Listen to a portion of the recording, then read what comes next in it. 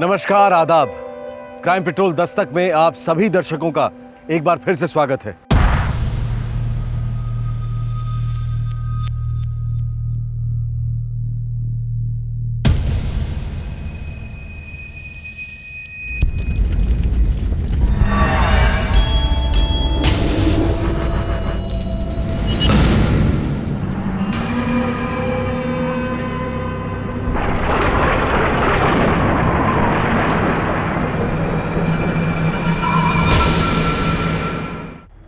मुर्दे सिर्फ कहानियों और हॉरर फिल्मों में जिंदा होते हैं।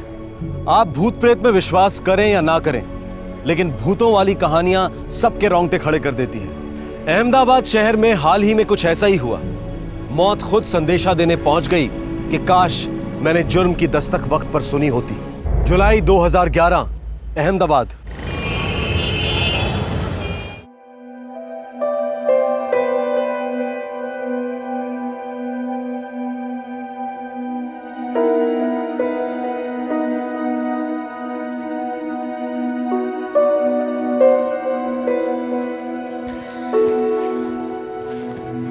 बाय पापा। बाय बेटा, संभल कर जाना। हाँ?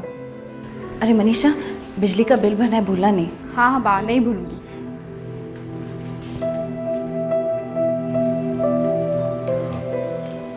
सेजल, बाबूजी को नर्मदा नदी से कितना लगाव है ना। अक्सर जिक्र किया करते थे। भरूच में नर्मदा के किनारे बैठना उन्हें बहुत अच्छा लगता था। कल ही भरूच चलते हैं और बाबूजी की अस्थियों को नर्मदा नदी में बहा देते हैं। ये क्या कह रहे हैं आप? अभी सिर्फ 7 दिन हुए हैं, लोग हमें मिलने आ रहे हैं। घर पे किसी का रहना बहुत ज़रूरी है। हम ऐसे कैसे जा सकते हैं भरूच? सेजल, मनीषा 19 साल की हो गई है। वो घर को और मेहमानों को संभाल सकती है। लेकिन मुझे समझ में नहीं आ रहा, आपको इतनी जल्दी क्यों है?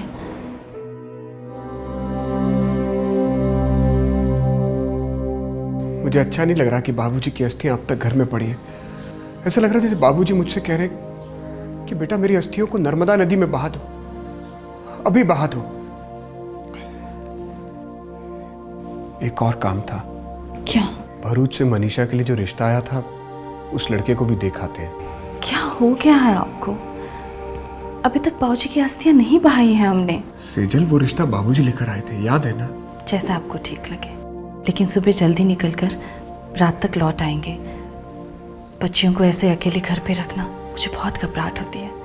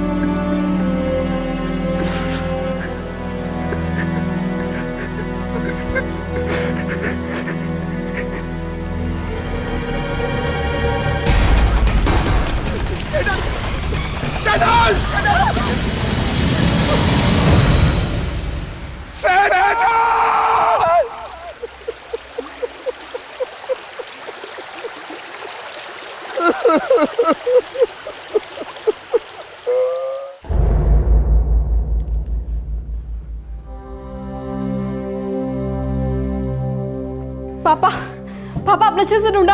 अच्छे तरीके से? हाँ बेटा, नदी के चारों तरफ देखा मैंने। पापा मदद मांगते, चिल्लाते, लोगों को इकट्ठा कर दे। कोई ना कोई जरूर होता जो तैरना जानता और खुद कर बाघ को बचा लेता। आवाज ही बंद हो गई। सब कुछ इतना अचानक हो गया कि डर गया मैं। बेटा शौक हो गया था। पापा हम बाघ को ढूंढ के ही रहेंगे। चलिए अब अभी चलिए। मेरी सेजल तैरना नहीं जानती थी। डूबने में 20 सेकंड से कम समय लगता है राजेश जी। अब भरूच से अहमदाबाद गए, बेटियों को बताया और अब यहाँ आए। 16 घंटे बीत चुके हैं। भरूच में मदद नहीं मांगी आपने? समझ में नहीं आ रहा था मैं क्या कर रहा हूँ, क्या हो रहा है। सर प्लीज हमारी बाघ को ढूंढने में मदद कीजिए। शायद किसी ने उनकी जान बचा ली हो। बचा ली होती तो खुद कांटेक्ट करती ना, सीधे घर चली आती। या उनका भी दिमाग सुन पड़ जाता है राजेश जी की तरह। कुछ कीजिए। 16 घंटे बीत चुके हैं, अब तक लाश पता नहीं बहकर कहाँ चली गई होगी। माँ नहीं मर सकती अंकल, आप माँ को ढूंढिए। अच्छा ठीक है, रो मत बेटा, हम एक काम करते हैं, भरूच पुलिस को मैसेज करते हैं, फिर देखते हैं क्या हो सकता है। चलिए ध्यान से, उधर पीछे ध्यान से, चलिए ध्यान से, वहां पीछे, हाँ वहां। कुछ भी नहीं है। मैंने कहा ना साहब, बचना नामुमकिन है। एक बार नर्मदा माता चिढ़ जाती है तो कितना बड़ा तैरने वाला उस्ताद क्यों ना हो, बच नहीं सकता, माता निगल जाती है। राजेश, सेजल तुम्हारी बीवी थी, तुम्हारे बच्चों की माँ, ऐसे कैसे चुपचाप डूब जाने दिया उसे? क्यों नहीं छलांग लगा दी पानी में तुमने? मेरी बच्चियां अनाथ नहीं हो जाती ससुर जी। मुझे भी तैरना कहाँ आता है, बच्चियों के बारे में सोच के पानी में नहीं कूदा मैं। अगर मेरी दोनों बच्चियों के हाथ पीले हो गए होते तो एक पल के लिए नहीं सोचता। साथ साथ मैं भी समा जाता नर्मदा नदी की गोद में।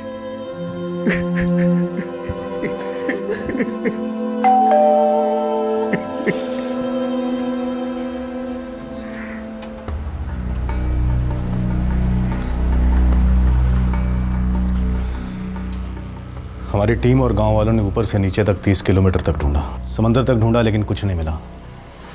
शायद नदी के बहाव में लाश समंदर में बह गई हो। ऐसा कैसे हो सकता है? इस राजेश के पिता की अस्थियां बहाने गए थे और मेरी बेटी बह गई। किसी ने कोई मदद नहीं की, कुछ भी नहीं किया। आज तक मैंने ऐसा कभी नहीं सुना, कभी नहीं सुना। पर मैंने देखा, पल झपकते छीन ली मेरी पत्नी उस नदी ने। अगर मैं कुछ कर सकता तो मैं करता नहीं वहां पे। इस बात का क्या मतलब है कि मैंने आज तक सुना नहीं? अरे लोग नदी में बह नहीं जाते क्या? बह नहीं जाते? पता नहीं नदी मुझसे किस जन्म का बदला निकाल रही है।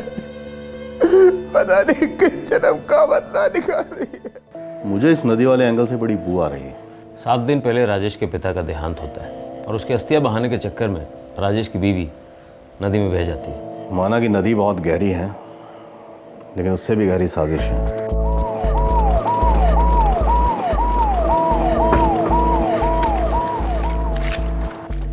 हमारे साहब आपसे मिलना चाहते हैं, पुलिस स्टेशन चलना होगा।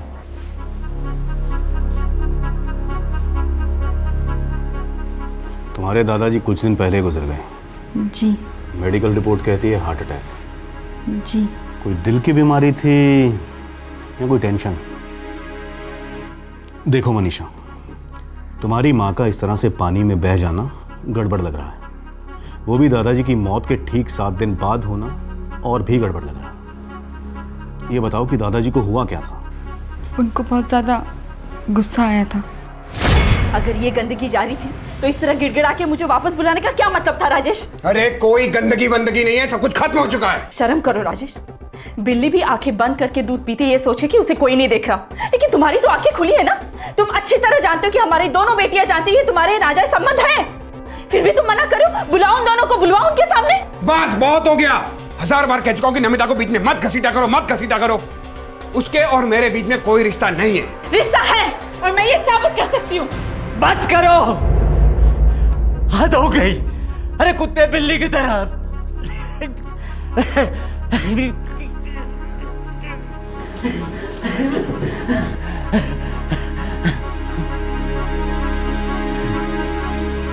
अरे कोई लाज, कोई शर्म बच्ची है या नहीं इस घर में?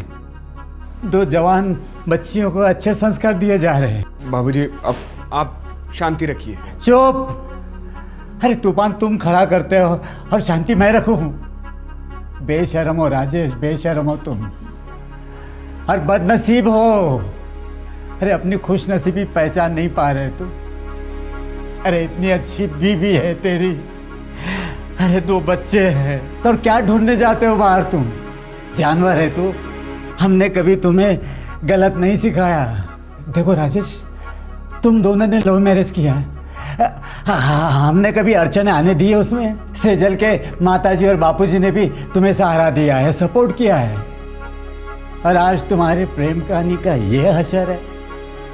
अरे तुम्हारी ये हरकतें तुम्हारे माँ को खा गई।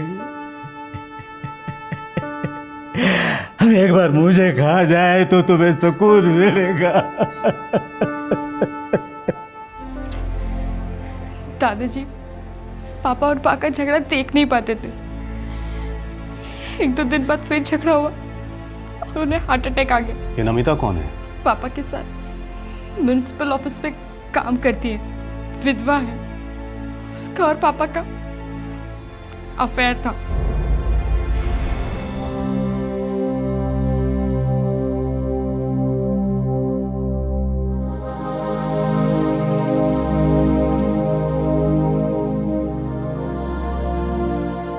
बेटा राजेश, तुम और सेजल तलाक कर रहे हो तो ठीक है, लेकिन मनीषा जिगना का सोचो।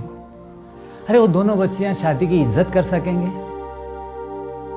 अरे दोनों शादी कर सकेंगे या नहीं? अरे जब उनके ही अपने माँ बाप शादी की कदर नहीं कर सके तो वो क्या कदर करेंगे? बोलो, तुम भी यही चाहते हो? हाँ, क्या आगे चलकर तुम अपने बच्चों का घर बसा हुआ देखना नहीं चाहते?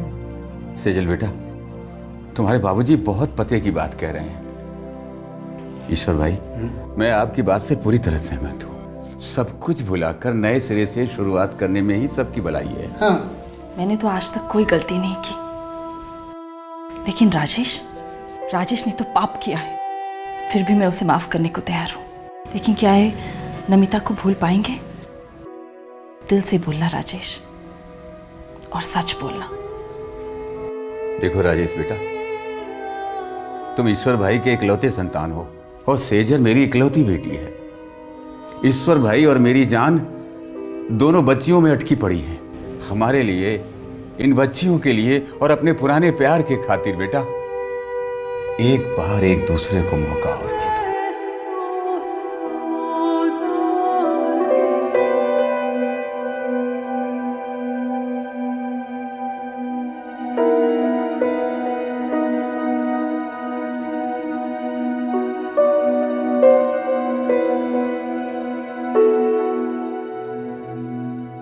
ये 1 साल पहले की बात है? सर 9 महीने पहले की बात है। तो तुम्हारे पापा ने फिर से नमिता से रिश्ता जोड़ा, कसम भी तोड़ी और तुम्हारी माँ का दिल फिर से तोड़ दिया। ऊपर से देखा जाए तो ये एक एक्सीडेंट का केस जान पड़ता है। राजेश और सेजल बाबूजी की अस्थियां पानी में बहाने जाते हैं और दुर्भाग्यवश सेजल नदी में बह जाती है और डूबकर मर जाती है। लेकिन पुलिस के मन में शक का बीज तब उठा जब उन्हें पता चला कि राजेश ने अपनी पत्नी को बचाने के लिए कुछ भी नहीं किया था, एक छोटी सी कोशिश भी नहीं, मदद के लिए चिल्लाया तक नहीं। जाहिर है कि पुलिस को पूरी की पूरी दाल काली लगने लगी। क्या इस काली दाल में कुछ पीला भी था? क्या राजेश की बातों में कुछ सच्चाई थी या नहीं? देखिए, हमें पूरा डाउट है कि ये केस एक्सीडेंट का केस नहीं है। सेजल पुल पर से गलती से नहीं गिरी, कुछ और हुआ है, जुर्म हुआ है। आपको किसी पर शक है? शक करने से क्या होगा? सेजल वापस आएगी, मेरी नवासियों को उनकी माँ वापस मिलेगी। नहीं मिलेगी, लेकिन शायद सेजल की आत्मा को शांति मिलेगी। आपको नहीं लगता कि राजेश झूठ बोल रहा है? राजेश ने मेरी बेटी का भरोसा और दिल दोनों तोड़ा है। मैं उस पर या उसकी बातों पर कभी यकीन नहीं करता, लेकिन मैं उसे खूनी नहीं मान सकता। राजेश उस हद तक नहीं जा सकता है। प्यार तो है, सालों से है। वो शादीशुदा है, 2 जवान बेटियां हैं राजेश की। प्यार वो सब कुछ नहीं देखता। और हाँ, मैं भी कभी शादीशुदा थी, मेरे भी 2 बच्चे हैं। पति की मौत कैसे हुई थी आपके? उनका एक्सीडेंट हुआ था, लेकिन हाँ, मैंने उन्हें नहीं मारा और ना ही सेजल को, जिसका आप मुझ पर शक कर रहे हैं। क्यों ना करें शक? सेजल अगर राजेश की जिंदगी से निकल जाती और राजेश मुझसे शादी कर लेता तो बढ़िया होता। सेजल को मार कर अपना घर बसाना नहीं इंस्पेक्टर, कभी नहीं। प्यार एक चीज़ होती है और पागलपन दूसरी। सेजल के खून में शामिल होना मतलब अपने बच्चों की जिंदगियों को खतरे में डालना है। मैं राजेश से इतना प्यार नहीं करती जितना अपने बच्चों से प्यार करती हूँ। मनीषा, क्यों किया तूने ऐसा? जो पुलिस ने मुझसे पूछा मैंने सच सच बता दिया। मैंने आज तक कभी तुम दोनों से झूठ बोला? तेरी बात से बोला हो, लेकिन तुमसे कोई झूठ बोला? चिकना बेटा तू बता, तुझे क्या लगता है कि जो कुछ हुआ वो हुआ ही नहीं है? तेरी माँ गिरी नहीं है, मैंने धक्का दिया उसे। बोल, तुझे ऐसा लगता है? मुझे ऐसा लगता है। मुंह तोड़ दूंगा तेरा। उससे मेरा मुंह बंद नहीं होगा। आप बा से नफरत करते थे और आप नहीं चाहते थे कि बा इस घर में वापस आए। ऐसा अगर ऐसा होता तो पिछले 1 साल से हम लोग इस घर में एक साथ रहते। क्योंकि दादाजी और नाना जी ने आप पे दबाव डाला था, इसलिए। और दादाजी तो अब रहे नहीं, और उनके बिना नाना जी आपको कुछ कह नहीं सकते। बस कर अब। दादाजी ने भी आपसे यही कहा था, बस। लेकिन आपने सुना? आप तो उस नमिता की शादी करके रहेंगे, लेकिन पापा, बाप को देख रही है, बाप को देख रही है पापा।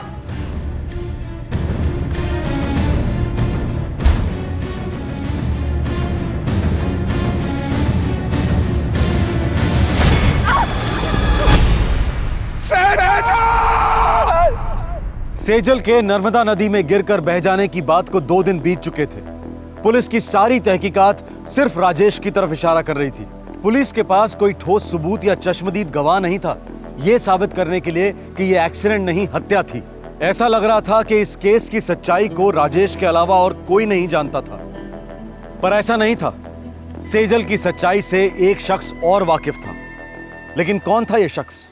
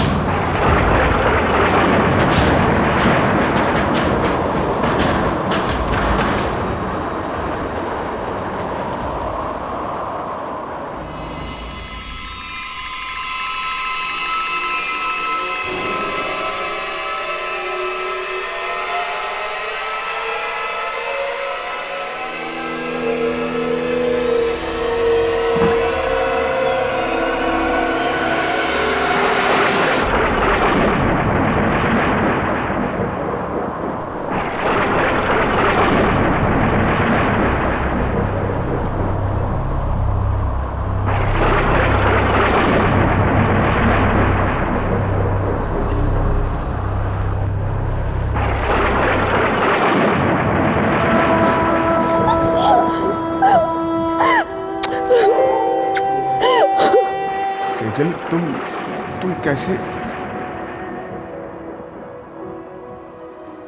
एक ऐसा सच है जो सिर्फ तुम और मैं जानते हैं, और वो सच मैं तुमसे बुलवाऊंगी।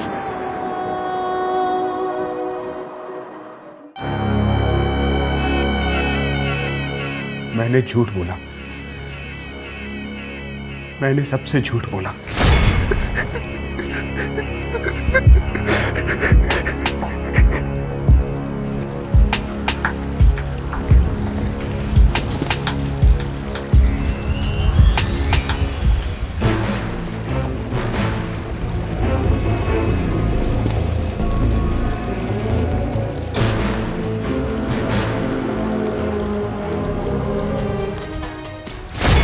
मैं सेजल को एक अरसे से मारना चाहता था, बस मौके की तलाश थी।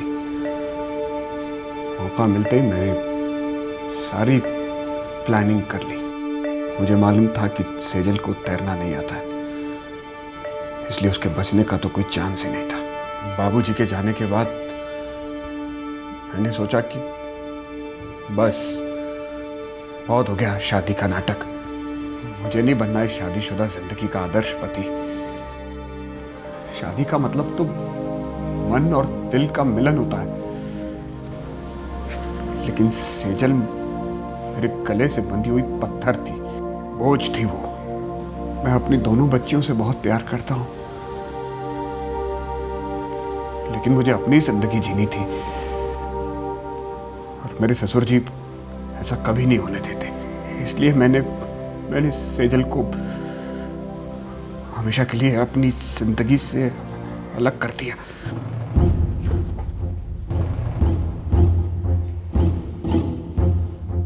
फिर आज तुम्हारे अंदर का ये हरिश्चंद्र कहां से जाग गया? डर के मारे या पछतावे से?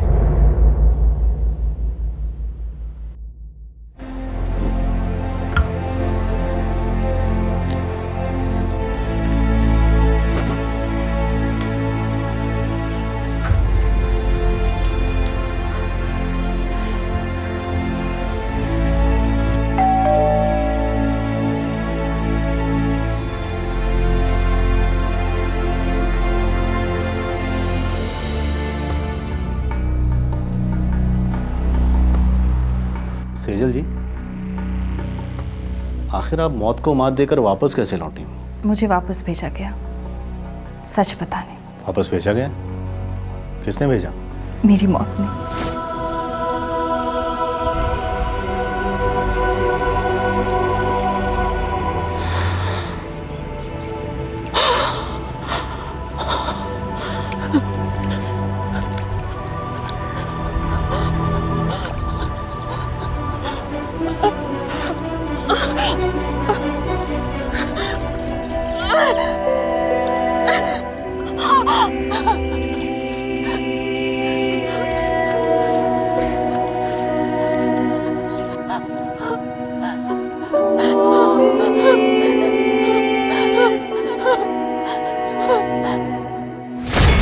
मेरे पास तो एक पैसा नहीं था,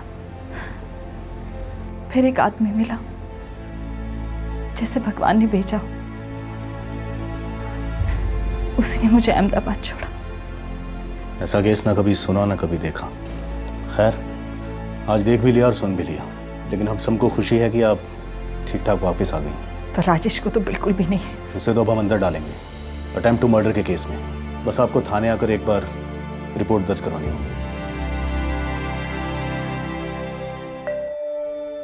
अटेम्प्ट टू मर्डर यानी कि हत्या करने की कोशिश। इस केस पर सेजल का पति राजेश पहले से पुलिस की हिरासत में था। अब जरूरत थी कि सेजल की तरफ से पुलिस कंप्लेंट हो, जिसके बेसिस पर राजेश के खिलाफ चार्जशीट दायर की जाएगी। अब यह फैसला सेजल को लेना था कि वो किस तरह की पुलिस कंप्लेंट करती है और उसका बच्चों के भविष्य पर क्या असर पड़ेगा। कई सारे पेचीदा सवाल थे और सारे जवाब टिके हुए थे सेजल की एक कंप्लेंट पर। आखिर क्या होने वाला था सेजल का फैसला?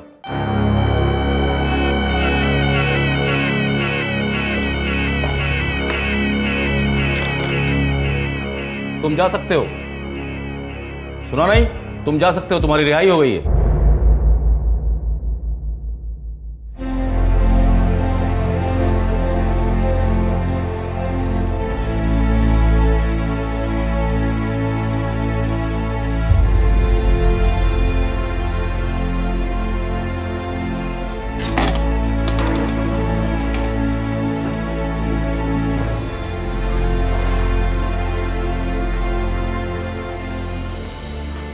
तुम्हारी पत्नी ने तुम पर कोई आरोप नहीं लगाया। अब जबरदस्ती तो तुमको यहां रोक कर रख नहीं सकते। आजाद हो, जा सकते हो।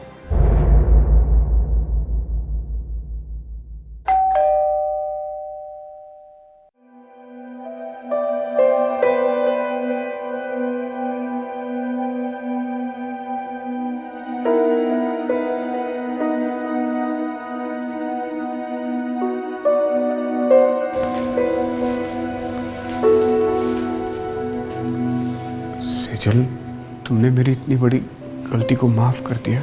नहीं, मैंने अपनी सबसे बड़ी गलती को कबूल किया। ये क्या कह रही हो तुम? मुझे तुम्हारे गुस्से तुम्हारे आक्रोश की दस्तक को सुनना चाहिए था, जानना चाहिए था कि प्यार तो सिर्फ मैं तुमसे करती हूँ। तुम्हारे दिल और जिंदगी में मेरे लिए कोई जगह नहीं है। झूठे सपने देख रही थी मैं, जो झूठी नींव पे खड़े थे। नहीं सेजल, ऐसा नहीं है। ऐसा ही है राजेश, और इसी झूठ से तंग आके तुमने मुझे मारने की कोशिश की। फिर भी मैंने तुम्हें माफ कर दिया, क्योंकि मैं जानती हूँ तुम्हारी अपनी जान जा रही थी जो नमिता में अटकी थी। उसका इसमें कोई हाथ नहीं है। मानती हूँ, इसलिए तुम्हारा हाथ उसके हाथ में देके मैं हमेशा के लिए जा रही हूँ। और मनीषा और जिग्ना भी तुम दोनों के प्यार के बीच में नहीं आना चाहते, इसलिए ये दोनों मेरे साथ रहेंगी। मुझे जिंदा रहने का कोई हक नहीं है। तुम्हें ये जिंदगी जीने का पूरा हक है, जितना मुझे है, जितना सबको है। लेकिन सिर्फ जिंदा रहना मायने नहीं रखता राजेश, जिंदगी को जीना भी बहुत जरूरी है।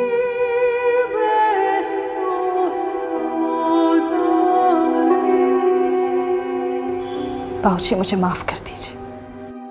मैंने अपने पिता में और आप में कभी कोई अंतर नहीं समझा। अगर आप जिंदा होते तो ये सब कुछ होता ही नहीं। लेकिन अब जहां भी है, राजेश को माफ कर दीजिए। उसको अपनी जिंदगी जीने का पूरा हक है, और मुझे अपनी खुशियों के लिए किसी को बर्बाद करके कोई खुश नहीं रह सकता भाऊजी, खुश नहीं रह सकता।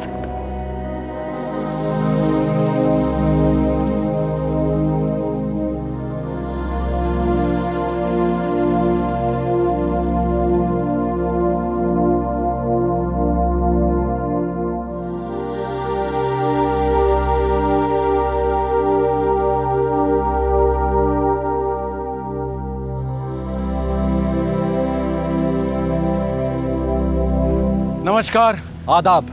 क्राइम पेट्रोल दस्तक में आप सभी का एक बार फिर से स्वागत है।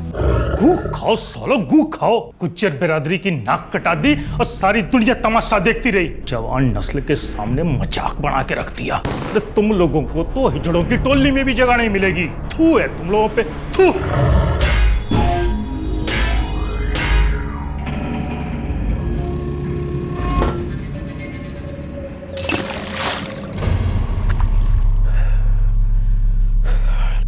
धुल गए पाप। अब कोई कुछ बोल के दिखा दे। अब देखते ना राजपूतों के पिछवाड़े में कितना दम है। साले हम गुजरों को नीचा दिखाना चले थे, मिल गया जवाब सालों को। राष्ट्रपिता महात्मा गांधी ने जातिवाद को मानवता का सबसे बड़ा दुश्मन माना था, पर दुश्मनी के दलदल में पनपने वाला जातिवाद का नासूर दम तोड़ने का नाम ही नहीं लेता, बल्कि दिन ब दिन ये जाने लेता जा रहा है, तबाही मचाता जा रहा है। जून 2010, नई दिल्ली।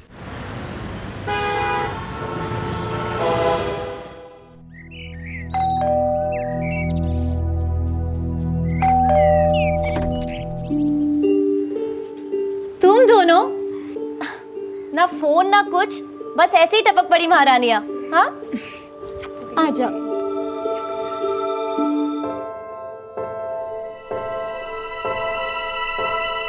क्या हुआ? टेंशन है, तुझसे और जीजू से कुछ जरूरी बात करनी है। तुम लोग अंदर आओ।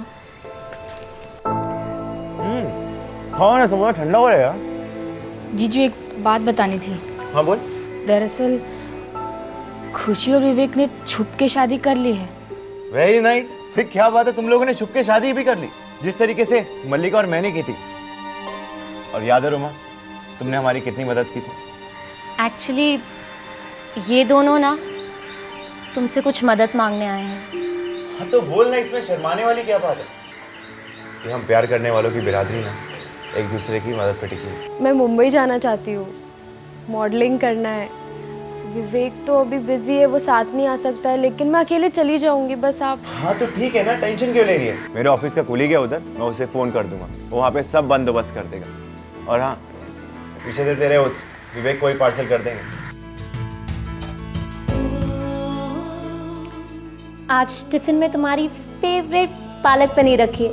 क्या बात है भाई, आज इस स्पेशल डिश की स्पेशल वजह?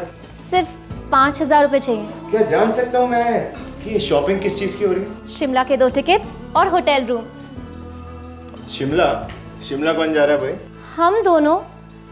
हमारी चौथी वेडिंग एनिवर्सरी है, भूल गए ना तुम?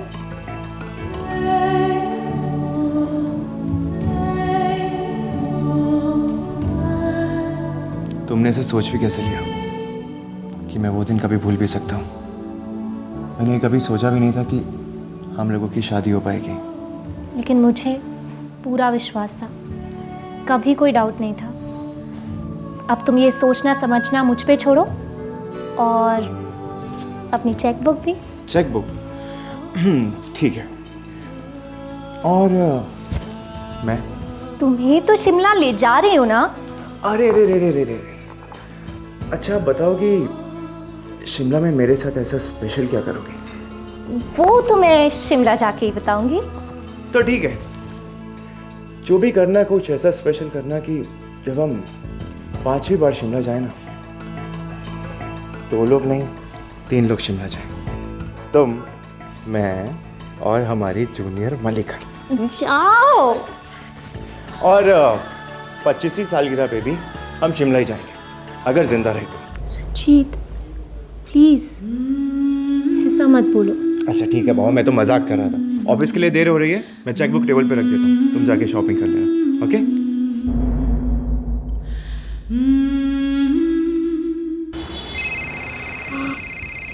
हेलो, नमस्ते जय जी। हाँ पुलकित, कैसा है? बड़े दिन हो गए थे, दीदी से ना बात हुई, आपसे भी बात नहीं हुई। हाँ काफ़ी दिन हो गए। और सुना?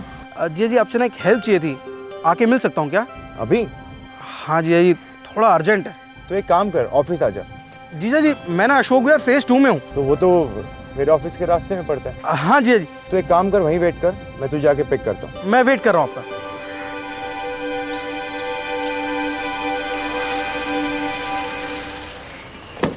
नमस्ते जीजा जी। नमस्ते, आ जा। कैसे हैं? मैं अच्छा हूँ, तू कैसा है? बस बढ़िया जीजा जी। अरे जयदीप, तुम भी आए हो?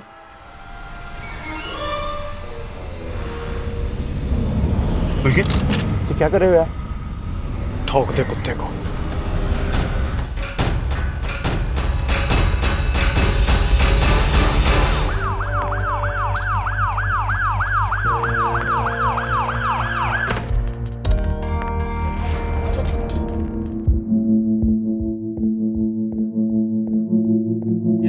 सर, लैंडलाइन का नंबर रिंग जा रही है सर, लेकिन कोई उठा नहीं रहा। कोई दूसरा नंबर नहीं है? मोबाइल नंबर है सर, लेकिन स्विच ऑफ है। एक आप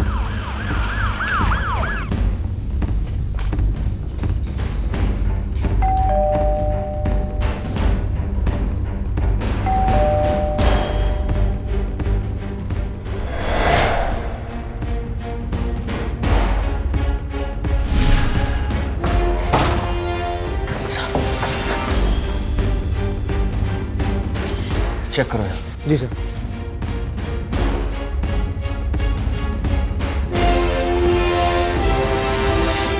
सर यहाँ आइए सर।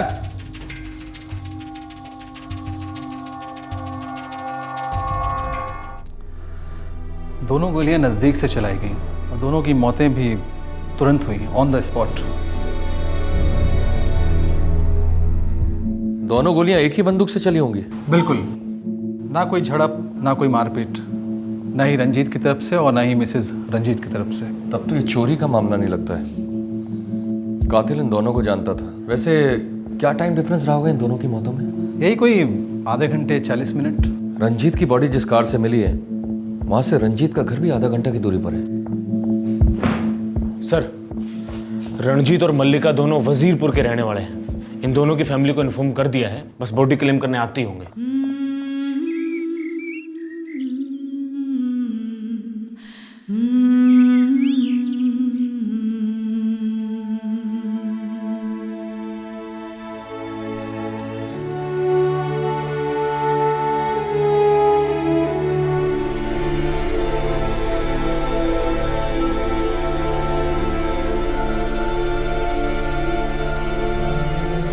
सर, रणजीत इकलौता बेटा था और मल्लिका का एक भाई है पुलकित, वो यहाँ नहीं आया सर। इकलौती बहन के अंतिम संस्कार में भाई नहीं आया। एक काम करो, दोनों फैमिली को थाने में पेश करो, पता करते हैं आखिर माजरा क्या है। इतनी शांति से जी रहे थे दोनों, मेरा ना किसके साथ ये दुश्मनी थी बड़का की। सुना है कोई खास शांति से दोनों की शादी नहीं हुई थी। दोनों ही परिवार वाले इस शादी के खिलाफ थे। इंस्पेक्टर साहब, खिलाफ शादी के थे, बच्चों के नहीं। आखिर हमने आशीर्वाद तो दे ही दिया था। 4 साल होने को थे, सारी गलतियां भुलाकर अपना लिया था साहब दोनों बालकों को। ऐसा कौन सा महापाप किया था रंजीत और मल्लिका ने? हम गुज्जर हैं और हम राजपूत। ये गलती थी। प्यार किया, जात के बाहर शादी की। हम तो जात के अंदर भी ये प्यार व्यार नहीं मानते। मैंने बताया ना, सब कुछ भुला दिया था, अपना लिया था दोनों को। तो आपका बेटा पुलकित आग देने क्यों नहीं अपनी बहन को? बाहर गया है काम थे। उस बेचारे को तो अभी तक यो भी नहीं बताया कि उसकी बहन के साथ ये सब हो गया। कैसे बताएंगे आप? जब से लाशें मिली हैं तब से उसका फोन ऑफ है। भेजे में गोली लगने से पहले रंजीत को लास्ट कॉल पुलकित से आया था। ऐसे रंजीत के फोन रिकॉर्ड्स बताते हैं और उसी फोन रिकॉर्ड से हमें पुलकित का नंबर भी मिला और यह भी पता चला कि रंजीत के मौत के बाद भी पुलकित का नंबर ऑन था, लेकिन मल्लिका के मौत के बाद से पुलकित का नंबर ऑफ है। बड़ी अजीब बात से। हमें तो कुछ अजीब नहीं लगा इसमें। पुलकित मल्लिका का सगा भाई है साहब, वो ऐसा कोई काम ना करेगा। और कोई बाहर से आके भी कुछ नहीं करेगा। इंस्पेक्टर साहब, हमने तो उन दोनों को दिल से माफ कर दिया था, अपना लिया था। दिलों का कोई भरोसा नहीं है प्रताप सिंह जी। बड़ी गहरी अंधेरी खाई होती है दिलों में। 2-4 साल बाद फिर से लावा उगल सकती है। खैर छोड़िए, आपका बेटा कहाँ गया? किस काम से गया बताएंगे? ठीक से बता कर नहीं गया।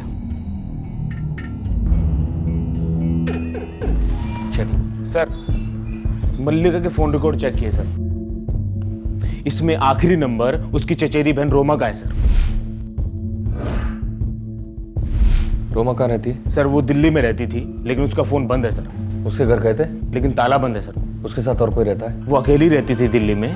उसकी पूरी फैमिली वजीरपुर में रहती है सर। मल्लिका के पिता का छोटा भाई है रोमा का पिता वीरेंद्र सर।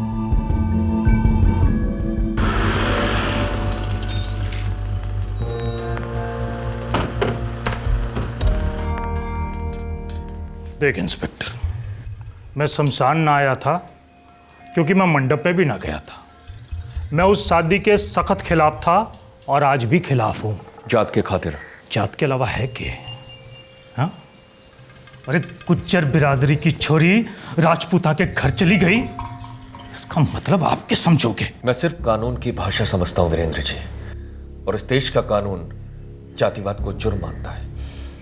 खैर छोड़िए, आपकी बेटी रोमा का है? मने ना बेरा। और आपकी दूसरी बेटी खुशी? अरे मैंने कहा ना मने ना बेरा। आपकी 2 जवान बेटियां गायब हैं और आपको कुछ पता नहीं। मैं उन्हें अपनी बेटियां ही नहीं मानता। जब से उन दोनों ने मेरे बड़े भाई की बेटी मल्लिका से बेशर्मी ओढ़ी है, मैंने उनसे कोई नाता ही नहीं रखा। लेकिन आपका बेटा जयदीप, उसने तो नाता रखा है। 3 दिन पहले उसने रोमा से बात की थी। वही होगी बात है। की होगी नहीं, की है।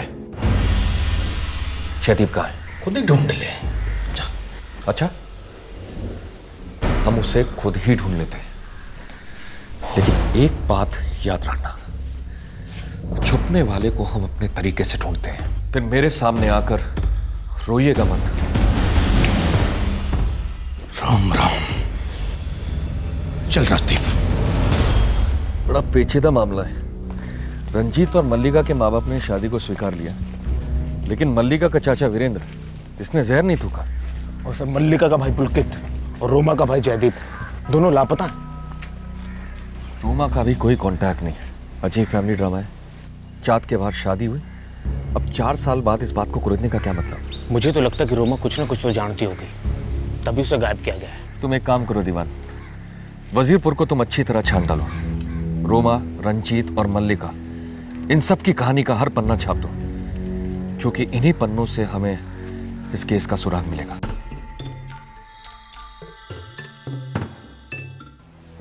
मैं तो क्या साहब, मेरे बाप दादे भी यहीं जन्मे और यहीं मरे भी।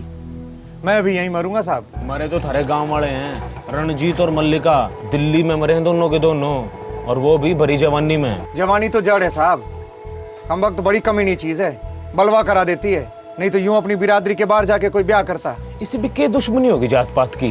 दुश्मनी नहीं है साहब, उठना बैठना होता है, साथ में धंधा होता है, पर बेटी का रिश्ता कभी नहीं साहब। अब देखिए ना, सड़क के पल्ली पार राजपूतों का मोहल्ला है, और इस तरफ ब्राह्मणों का, और इस तरफ गुज्जरों का, और उस तरफ मुसलमान है, उनकी अपनी बिरादरी है, और गांव के बाहर छोटी जाति के लोग रहते हैं, और गांव वालों ने हर मोहल्ले के बीच में पत्थर की लकीर बना रखी है साहब। पर इन दोनों बावलों ने वो पत्थर की लकीर बचपन में पार कर ली। राजपूत का लड़का रणजीत और गुज्जर की लड़की मल्लिका। मैं सोच रहा था कि तुम अपने घर पे बता दो।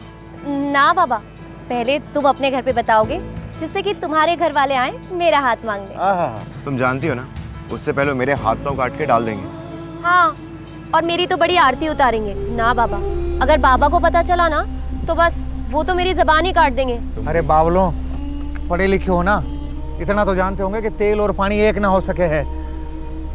काका, ये जो इश्क है ना, ये जमीन और आसमान को एक कर सकता है। तो फिर ये जात पात क्या चीज है? जात समाज का खंबा हुए है, तो फिर तने रहना तो उसी में है। वजीरपुर से बाहर निकल के भी बहुत बड़ी दुनिया, हम कहीं भी रह सकते हैं। और जब दो लोग प्यार करते हैं तो उनको सारी दुनिया अपनी लगती है। दुनिया में बचोगे तभी तो दुनिया अपने जैसी लगेगी। बेवक्त मरने से अच्छा है एक दूसरे को भुला के अपनी अपनी जिंदगी जियो। ना हम बेवक्त मरेंगे और ना ही एक दूसरे को भुलाएंगे। हम तेल और पानी को एक करके दिखाएंगे। क्या बताऊं साहब, मैंने कितना समझाने की कोशिश की दोनों को, पर दोनों ठहरे बावले। प्यार का भूत सवार था। बात की दोनों ने अपने अपने घरों में। फिर उसके बाद क्या हुआ? उसके बाद जो पिटाई हुई साहब, याद करके रोंगटे खड़े हो जाते हैं।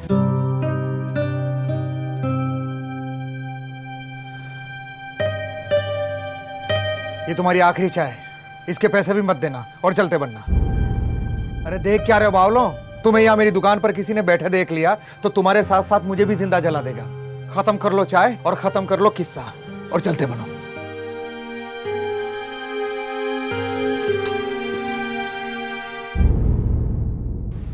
तो शुक्र है भगवान का, इन दोनों को लेकर गांव में कोई दंगा फसाद नहीं हुआ साहब। पर शादी तो हुई है ना? हाँ हुई तो है। वो रोमा मल्लिका की चचेरी बहन, सुना है उसी ने भागने में मदद की थी दोनों की। फालतू की बात मत कर मल्लिका। दंगा फसाद होने के लिए तुम्हारी लव स्टोरी की जरूरत नहीं है इन लोगों को। एक पान की पिचकारी, एक दिवाली का पटाखा और एक पतंग, ऐसे 1000 बहाने हैं लोगों के पास। मुझे कुछ नहीं सोच रहा है रोमा, बहुत डर लग रहा है। तू एक काम क्यों नहीं करती, रणजीत के साथ दिल्ली भाग जा, वहां पहुंच के अपने आप सब समझ आ जाएगा।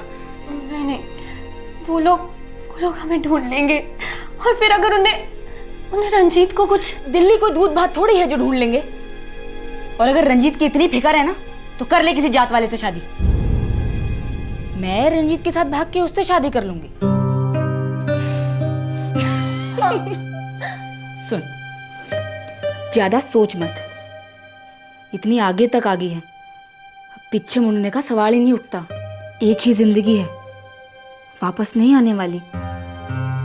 और फिर तेरे साथ तो इस जिंदगी में प्यार भी है। इस प्यार को कभी मरने मत देना, समझी? चल जा। तू छाड़े दे, गलती तुम्हारी से।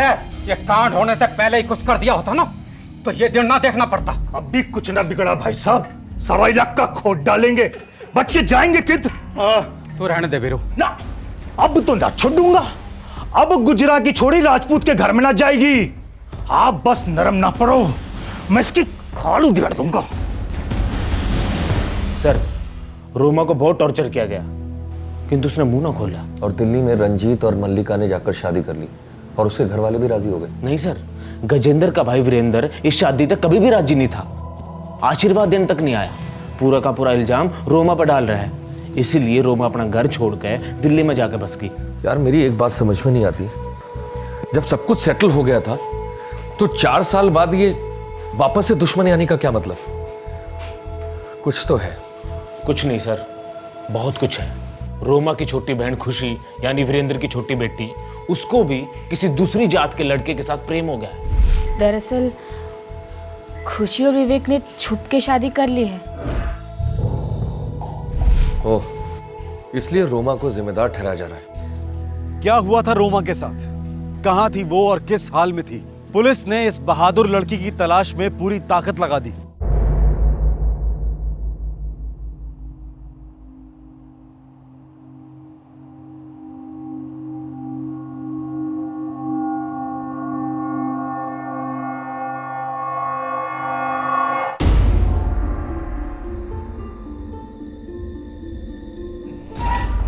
सर, पीसीआर 6 से एक इन्फॉर्मेशन आई है सर।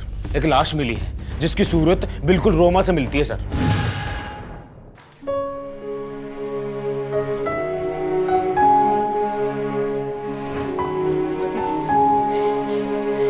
रोमा दीदी, रोमा दीदी, रोमा दीदी उठो, रोमा दीदी।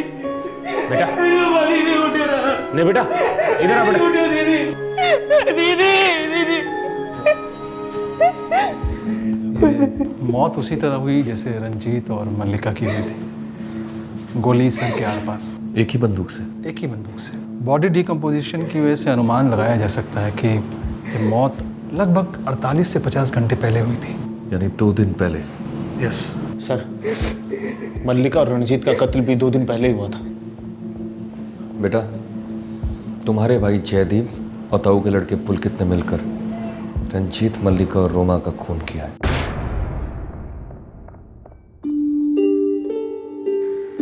राजू, मुझसे वादा कर, जयदीप जैसे कभी भी स्कूल नहीं छोड़ेगा, पढ़ेगा, लिखेगा।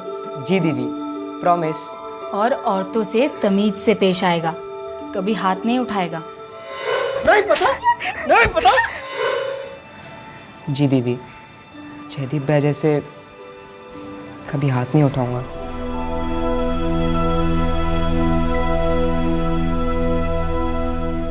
मल्लिका दीदी की बात को लेकर पापा पहले से ही गुस्सा थे रोमा दीदी से, और जब उन्होंने खुशी की मदद की तो पापा और जयदीप में आग बबूला हो गए। वो खुशी की मॉडलिंग और उसका बॉयफ्रेंड दोनों के सख्त खिलाफ थे। ये रोमा मेरी बेटी नहीं, नागन है, नागन है। इसे मल्लिका वाले किस्से के बाद ही इसका सर कुचलकर मार देना चाहिए था। ये शादी नहीं होने देनी चाहिए थी पापा। उस रंजीत को अलग करके उसकी एक एक हड्डी तोड़ देनी चाहिए थी। चाचा जी, यो क्या सुन रहा हूं मैं? खुशी रोमा के साथ भाग गई? सुन लिया तो पूछ क्यों रहा साले? गांव में जाके मिठाई बांट। चाचा जी, आप मुझ पे क्यों बिगड़ रहे हैं? क्योंकि तूने और तेरे बाप ने जात की नाक कटवा दी। अगर तेरी बहन की शादी उस राजपूत छोरे के साथ ना हुई होती तो आज खुशी घर से भागने की हिम्मत ना करती।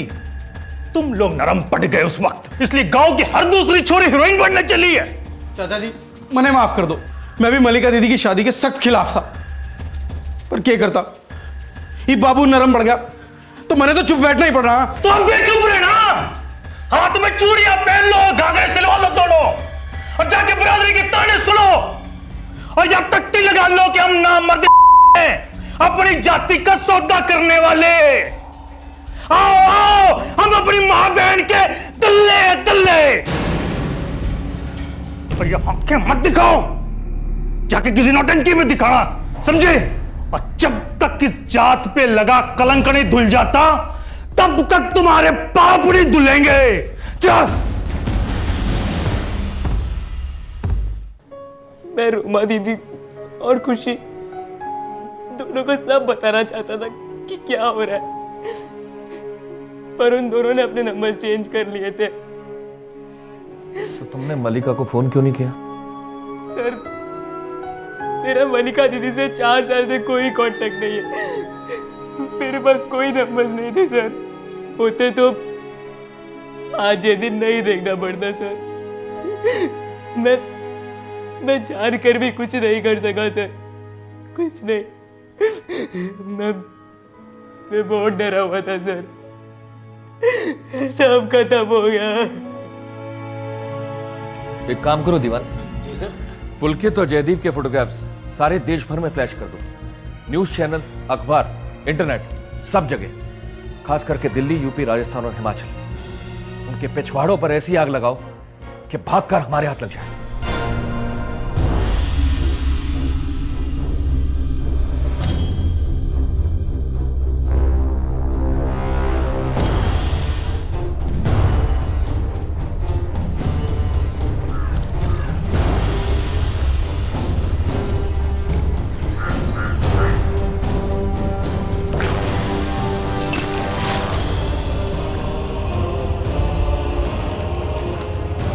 धुल गए पाप, मिट गया कलंक। इतिहास बनाने चले थे और खुद ही इतिहास हो गए। और इस इतिहास को साला याद ही कौन रखता है?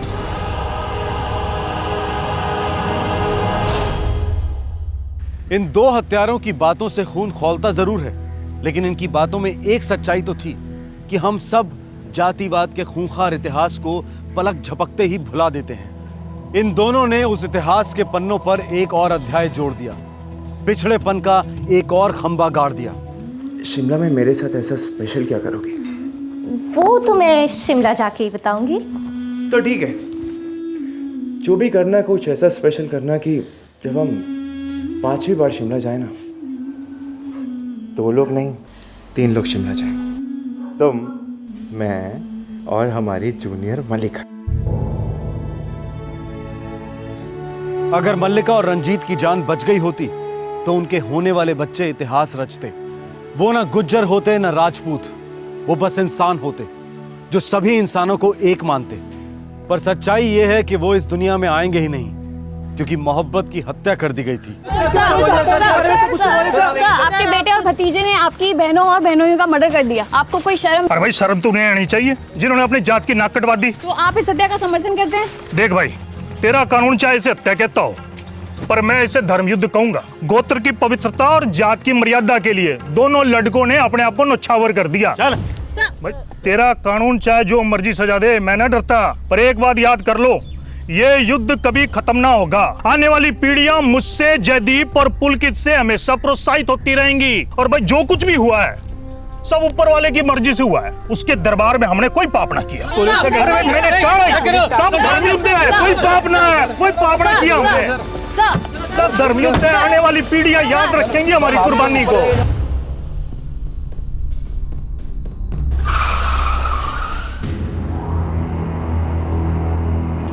का जाम लाग रहा भाई। हाँ, अरे जयदीप, वो भाई हम तो फेमस हो लिए और ये लगता है ये भी मारले खड़े हैं। डर लग रहा है मेरे भाई को। भाई रत्ती भर भी ना, बस एक ही बात का दुख है कि खुशी और विवेक दोनों मरने से बच जाएंगे। और सर जी, अरे हमें ढूंढने में क्यों अपना पसीना बहा रहे हो? हम लोग तो खुद ही आ गए आपके सामने। चलो, कहाँ चलो? सर जी, एक भी सवाल पूछने की जरूरत ना है, सारी स्टोरी बता देंगे वर्ड टू वर्ड। सर जी, जयदीप भैया को मैं लेकर गया था रंजीत से मिलाने के लिए।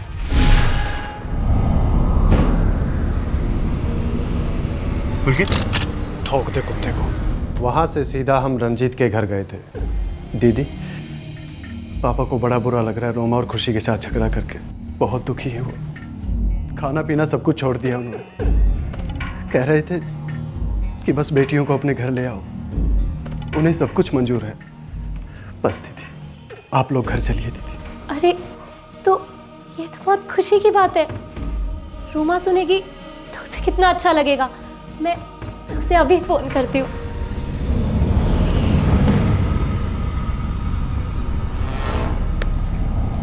भैया। हेलो रोमा, जयदीप। जयदीप, तुझे मेरा नंबर कहाँ से मिला? मल्लिका दीदी ने दिया। हम उन्हीं के घर पे हैं। तुम लोग वहाँ क्या कर रहे हो? पापा। खुशी तो खुशी के मारे बावली हो जाएगी ये सुन के कि पापा ने उसे और विवेक को अपना लिया है।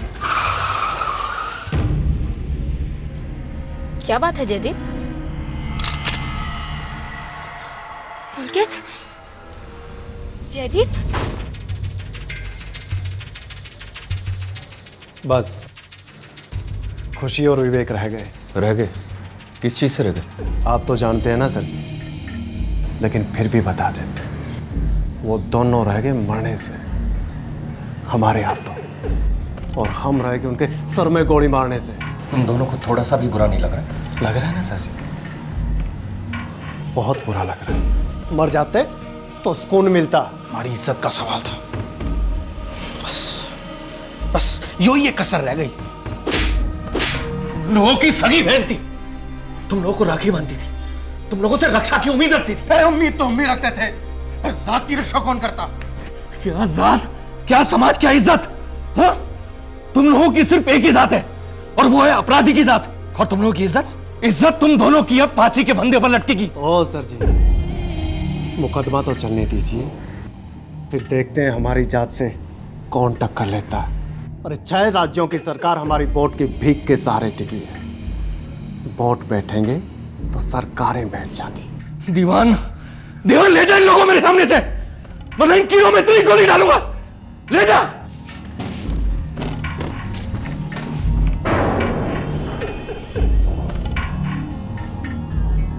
कोर्ट में पुलकित अपने स्टेटमेंट से मुकर गया, यह कहकर कि वो साजिश में शामिल तो था, लेकिन उसने खुद किसी को नहीं मारा। खुशी और विवेक को पुलिस प्रोटेक्शन दी गई है, पर यह पुलिस प्रोटेक्शन कब तक चलेगी? जिंदगी भर? क्या गारंटी है इस बात की कि वो दोनों किसी और जातिवादी सिरफिरे का शिकार नहीं होंगे?